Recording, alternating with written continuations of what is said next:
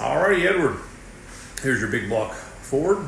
Excuse description, it's combination. Got the Edelbrock heads, Edelbrock manifold, Holley Terminator X system, custom grind hydraulic roller. Got the can front sump oil pan.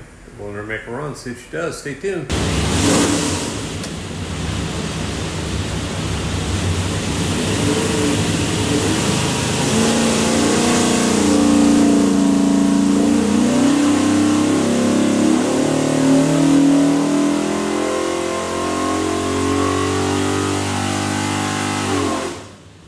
Okie doke, 3,400, 599 foot-pounds of torque, peaks torque 620, peaks horsepower 587, rate of 550. That's the EFI open plan manifold, runs really good.